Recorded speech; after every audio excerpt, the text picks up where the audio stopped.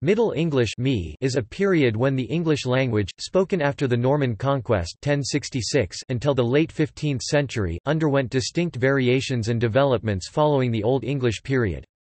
Scholarly opinion varies, but the Oxford English Dictionary specifies the period of 1150 to 1500. This stage of the development of the English language roughly followed the High to the late Middle Ages.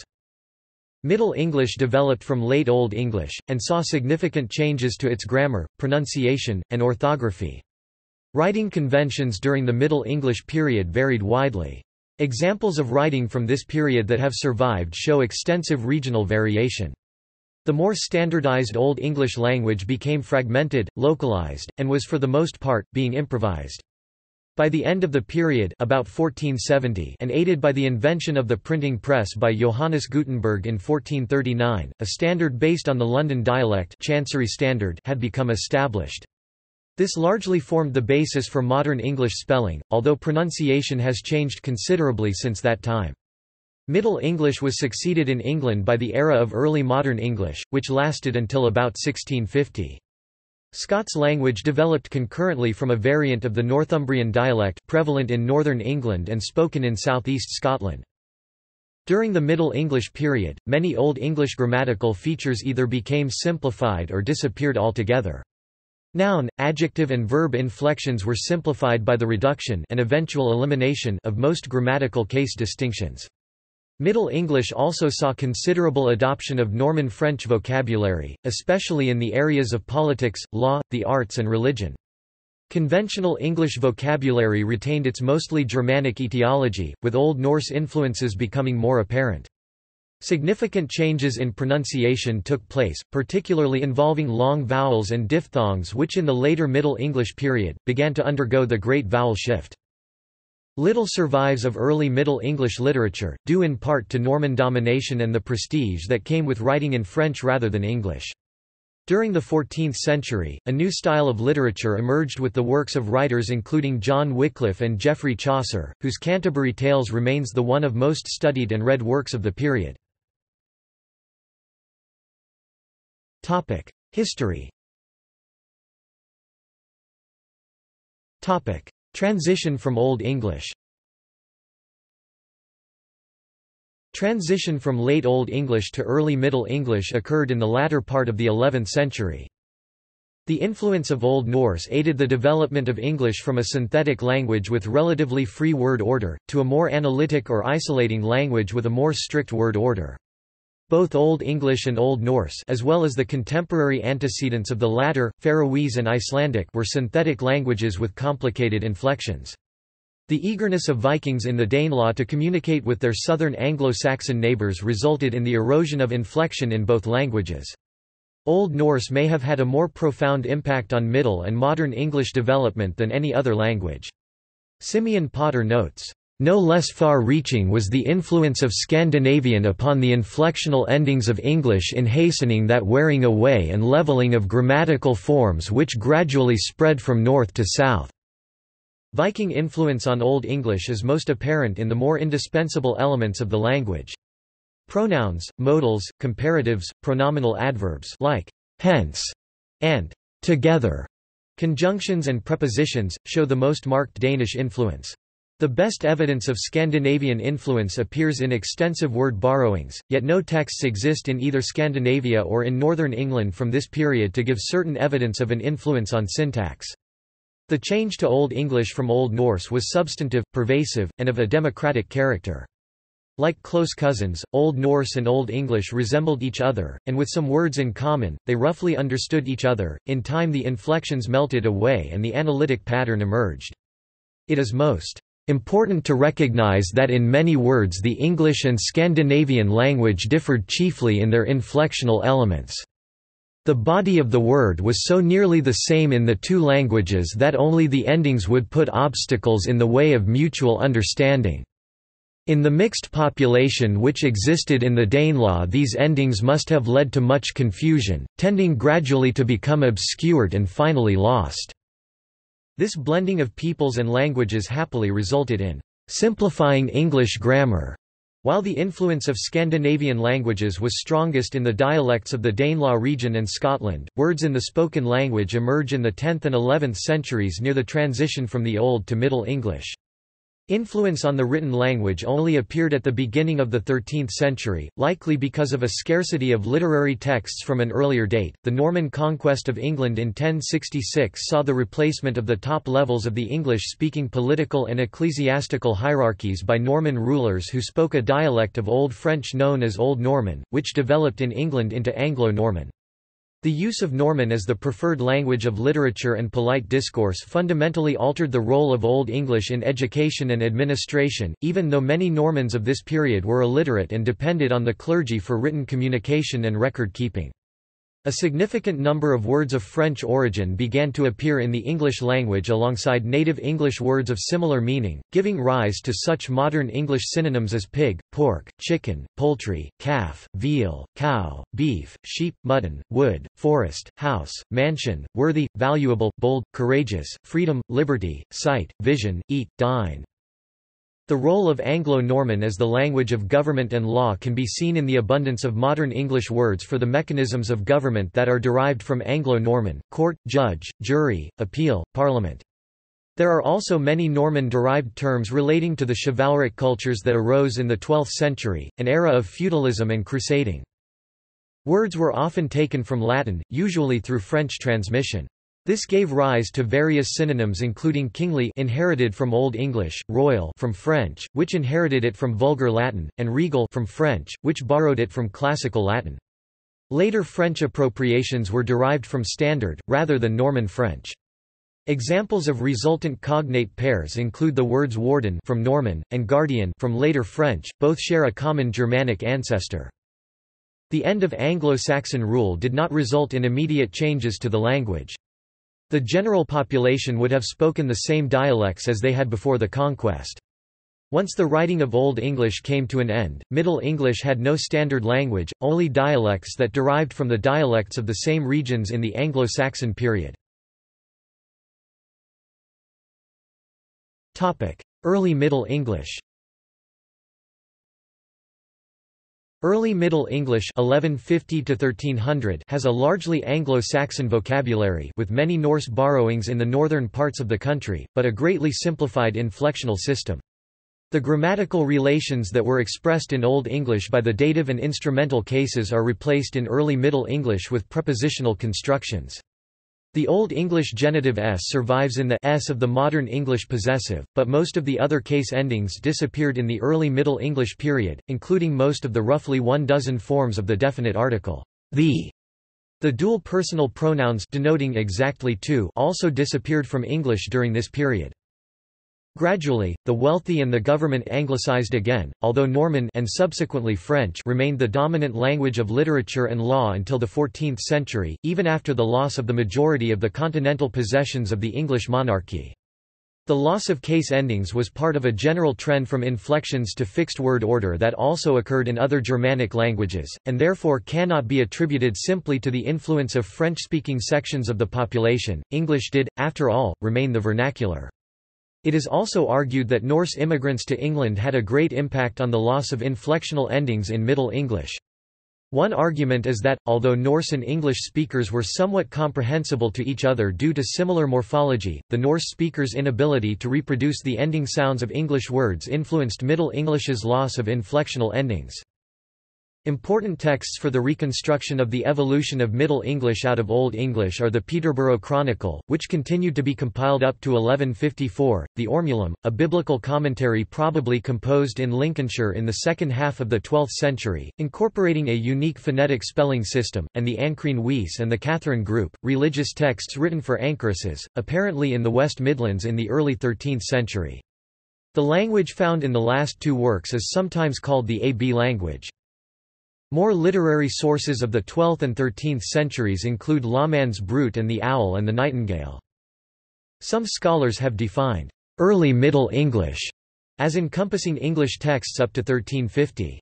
This longer time frame would extend the corpus to include many Middle English romances, especially those of the Auchinleck manuscript ca. 1330. 14th century. From around the early 14th century there was significant migration into London, particularly from the counties of the East Midlands, and a new prestige London dialect began to develop, based chiefly on the speech of the East Midlands, but also influenced by that of other regions. The writing of this period, however, continues to reflect a variety of regional forms of English. The Ironbite of Inwit, a translation of a French confessional prose work, completed in 1340, is written in a Kentish dialect. The best-known writer of Middle English, Geoffrey Chaucer, wrote in the second half of the 14th century in the emerging London dialect, although he also portrays some of his characters as speaking in northern dialects, as in the Reeve's Tale. In the English-speaking areas of lowland Scotland, an independent standard was developing, based on the Northumbrian dialect. This would develop into what came to be known as the Scots language. Late Middle English. The Chancery Standard of Written English emerged c. 1430 in official documents that, since the Norman conquest, had normally been written in French. 16 Like Chaucer's work, this new standard was based on the East Midlands influenced speech of London. Clerks using this standard were usually familiar with French and Latin, influencing the forms they chose. The Chancery Standard, which was adopted slowly, was used in England by bureaucrats for most official purposes, excluding those of the Church and legalities, which used Latin and law French and some Latin, respectively. 17 The Chancery Standard's influence on later forms of written English is disputed, but it did undoubtedly provide the core around which early modern English formed. Early modern English emerged with the help of William Caxton's printing press, developed during the 1470s. The press stabilized English through a push towards standardization, led by Chancery Standard enthusiast and writer Richard Pinson. 18 Early modern English officially began in the 1540s after the printing and wide distribution of the English Bible and Prayer Book, which made the new standard of English publicly recognizable, and lasted until about 1650. Phonology. The main changes between the Old English sound system and that of Middle English include emergence of the voiced fricatives, v, z, as separate phonemes, rather than mere allophones of the corresponding voiceless fricatives. Reduction of the Old English diphthongs to monophthongs, and the emergence of new diphthongs due to vowel breaking in certain positions, change of Old English post-vocalic, j, with sometimes resulting from the allophone of to offglides, and borrowing from French. Merging of Old English, a, and, into a single vowel, a. Raising of the long vowel, ash, to, and in the South raising and rounding of, to. Unrounding of the front rounded vowels in most dialects. Lengthening of vowels in open syllables and in certain other positions. The resultant long vowels and other pre-existing long vowels subsequently underwent changes of quality in the Great Vowel Shift, which began during the later Middle English period. Loss of gemination, double consonants came to be pronounced as single ones. Loss of weak final vowels, schwa, written e. By Chaucer's time this vowel was silent in normal speech, although it was normally pronounced in verse as the meter required, much as occurs in modern French. Also, non-final unstressed e was dropped when adjacent to only a single consonant on either side if there was another short e in an adjoining syllable. Thus, every began to be pronounced as every, and palmers as palmers. The combination of the last three processes listed above led to the spelling conventions associated with silent e and doubled consonants, see under orthography, below. Morphology. Nouns. Middle English retains only two distinct noun-ending patterns from the more complex system of inflection in Old English. The early Middle English nouns angle, angel, and name, name, demonstrate the two patterns. *cf. Saul's Ward, The Protection of the Soul. ***cf. Ancrene Weiss, The Anchoress's Guide.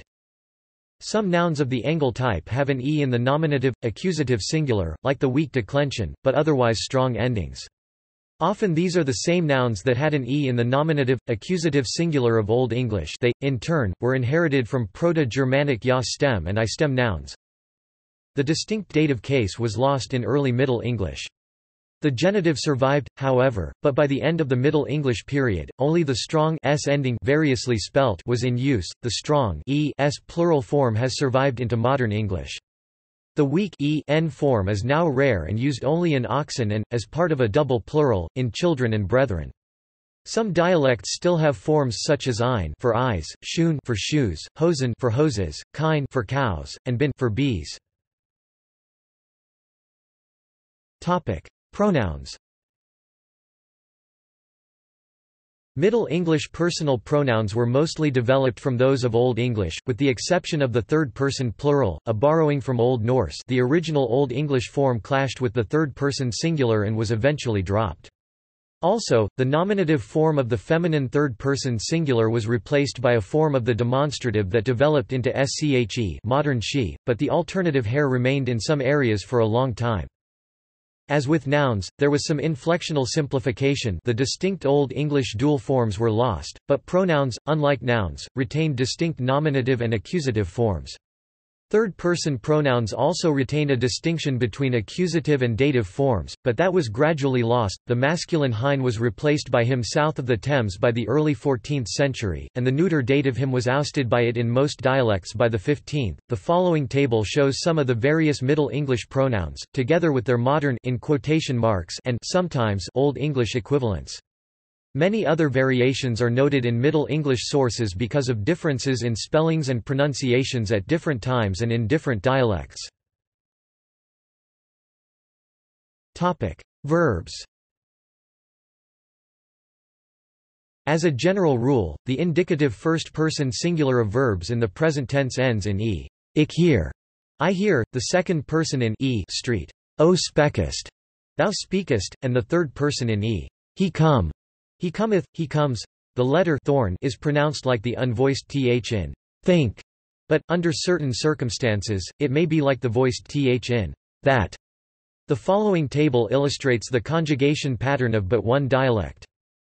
Plural forms vary strongly by dialect, with southern dialects preserving the Old English e, Midland dialects showing n from about 1200 and northern forms using s in the third-person singular as well as the plural. The past tense of weak verbs is formed by adding an ed or t ending. The past tense forms, without their personal endings, also serve as past participles with past participle prefixes derived from Old English, I, y and sometimes by. Strong verbs, by contrast, form their past tense by changing their stem vowel. Binden becomes bound, a process called apophony, as in modern English. Orthography. With the discontinuation of the late West Saxon standard used for the writing of Old English in the period prior to the Norman conquest, Middle English came to be written in a wide variety of scribal forms, reflecting different regional dialects and orthographic conventions.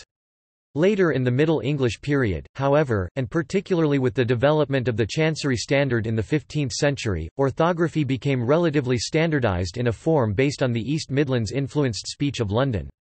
Spelling at the time was mostly quite regular. There was a fairly consistent correspondence between letters and sounds. The irregularity of present-day English orthography is largely due to pronunciation changes that have taken place over the early Modern English and Modern English eras. Middle English generally did not have silent letters. For example, night was pronounced nicht with both the k and the gh pronounced, the latter sounding as the ch in German Necht. The major exception was the silent e originally pronounced, but lost in normal speech by Chaucer's time. This letter, however, came to indicate a lengthened, and later also modified, pronunciation of a preceding vowel. For example, in name, originally pronounced as two syllables, the a in the first syllable, originally an open syllable, lengthened, the final weak vowel was later dropped, and the remaining long vowel was modified in the great vowel shift. For these sound changes, see under phonology, above. The final e, now silent, thus became the indicator of the longer and changed pronunciation of a. In fact, vowels could have this lengthened and modified pronunciation in various positions, particularly before a single consonant letter and another vowel, or before certain pairs of consonants. A related convention involved the doubling of consonant letters to show that the preceding vowel was not to be lengthened. In some cases the double consonant represented a sound that was or had previously been geminated, i.e. had genuinely been doubled. and would thus have regularly blocked the lengthening of the preceding vowel. In other cases, by analogy, the consonant was written double merely to indicate the lack of lengthening. Alphabet. The basic Old English-Latin alphabet had consisted of 20 standard letters. There was not yet a distinct J, V or W, and Old English scribes did not generally use K, Q or Z plus 4 additional letters, ash, eth, thorn, and win. Ash was no longer required in Middle English, as the Old English vowel, a, that it represented had merged into a. The symbol nonetheless came to be used as a ligature for the digraph a in many words of Greek or Latin origin, as did o for o. Eth and thorn both represented theta in Old English. Eth fell out of use during the 13th century and was replaced by thorn. Thorn mostly fell out of use during the 14th century, and was replaced by th. Anachronistic usage of the scribal abbreviation e, i.e., the, has led to the modern mispronunciation of thorn as y in this context. See ye old. Win, which represented the phoneme with, was replaced by w during the 13th century. Due to its similarity to the letter P, it is mostly represented by W in modern editions of Old and Middle English texts even when the manuscript has Win. Under Norman influence, the continental Carolingian minuscule replaced the insular script that had been used for Old English. However, because of the significant difference in appearance between the Old Insular G and the Carolingian G, the former continued in use as a separate letter, known as yogh, written. This was adopted for use to represent a variety of sounds. J, D, X, C, while the Carolingian G was normally used for G. Instances of yogh were eventually replaced by J or Y, and by GH in words like night and laugh. In Middle Scots yogh became indistinguishable from cursive Z, and printers tended to use Z when yogh was not available in their fonts. This led to new spellings, often giving rise to new pronunciations, as in Mackenzie, where the Z replaced a yogh which had the pronunciation J. Under continental influence, the letters K, Q and Z, which had not normally been used by Old English scribes, came to be commonly used in the writing of Middle English. Also the newer Latin letter W was introduced, replacing Win. The distinct letter forms V and U came into use, but were still used interchangeably. The same applies to J and I, for example, spellings such as WIJF and paradise for wife and paradise can be found in Middle English. The consonantal J, I was sometimes used to transliterate the Hebrew letter Yod, representing the palatal approximant sound, J, and transliterated in Greek by iota and in Latin by I. Words like Jerusalem, Joseph, etc. would have originally followed the Latin pronunciation beginning with J, that is, the sound of Y and yes. In some words, however, notably from Old French, J, I was used for the affricate consonant, D, as in joie modern, joy, used in Wycliffe's Bible. This was similar to the geminate sound dd, which had been represented as cg in Old English. By the time of modern English, the sound came to be written as j, I at the start of words like joy, and usually as dg elsewhere as in bridge. It could also be written, mainly in French loanwords, as g, with the adoption of the soft g convention age, page, etc. Other symbols. Many scribal abbreviations were also used. It was common for the Lollards to abbreviate the name of Jesus, as in Latin manuscripts, to IHC. The letters N and M were often omitted and indicated by a macron above an adjacent letter, so for example in could be written as I. A thorn with a superscript T or E could be used for that, and the thorn here resembled a Y, giving rise to the ye of ye old. Various forms of the ampersand replaced the word and. Numbers were still always written using Roman numerals, except for some rare occurrences of Arabic numerals during the 15th century. Letter-to-sound correspondences. Although Middle English spelling was never fully standardized, the following table shows the pronunciations most usually represented by particular letters and digraphs towards the end of the Middle English period, using the notation given in the article on Middle English phonology. As explained above, single vowel letters had alternative pronunciations depending on whether they were in a position where their sounds had been subject to lengthening. Long vowel pronunciations were in flux due to the beginnings of the Great Vowel Shift. Sample texts. Most of the following modern English translations are poetic sense for sense translations, not word-for-word translations. Ormulum, 12th century. This passage explains the background to the Nativity 3494-501. Epitaph of John the Smith, died 1371. An epitaph from a monumental brass in an Oxfordshire parish church. Wycliffe's Bible, 1384.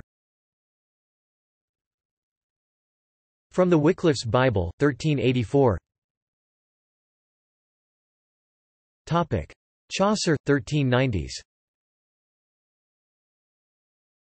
The following is the very beginning of the general prologue from the Canterbury Tales by Geoffrey Chaucer. The text was written in a dialect associated with London and spellings associated with the then emergent Chancery standard. Translation into modern English prose. When April with its sweet showers has pierced Macha's drought to the root, bathing every vein in such liquid by whose virtue the flower is engendered, and when Zephyrus with his sweet breath has also enlivened the tender plants in every wood and field, and the early year sun is halfway through Aries, and small birds that sleep all night with an open eye make melodies, their hearts so pricked by nature, then people long to go on pilgrimages, and palmers seek foreign shores and distant shrines known in sundry lands, and especially they wend their way to Canterbury from every shire of England in order to seek the holy blessed martyr, who has helped them when they were ill. Gower, 1390. The following is the beginning of the prologue from Confessio Amantis by John Gower. Translation in modern English prose. The books of those that wrote before us survive, and therefore we are taught about what was written then. For this reason it is good that we also in our time, here among us, write some material from scratch, inspired by the example of these old customs, so that it might, when we are dead and elsewhere, be left to the world's ear in the time coming after this. But because men say, and it's true, that when someone writes entirely about wisdom, it often dulls a man's wit who reads it every day. For that reason, if you permit it, I would like to take the middle way, and write a book between the two, somewhat of passion, somewhat of instruction, that whether of high or low status, people may like what I write about. See also: Medulla Grammatis, collection of glossaries; Middle English Creole hypothesis; Middle English Dictionary; Middle English literature; Linguistic Atlas of Early Middle English. References. Brunner, Karl 1962, Abriss der Mittelenglischen Grammatik, 5. Auflage. Tübingen, M. Niemeyer 1st ed. Halle, Saul, M. Niemeyer, 1938. Brunner, Karl 1963, An Outline of Middle English Grammar, translated by Graham Johnston. Oxford, Blackwell. Mustanoja, Tauno 1960. A Middle English Syntax, 1. Parts of Speech. Helsinki, Société Néophilologique. External links. A. L. Mayhew and Walter William Skeet. A Concise Dictionary of Middle English from AD 1150 to 1580. Middle English Glossary. Oliver Farrar Emerson, ed. A Middle English Reader. With grammatical introduction, notes, and glossary.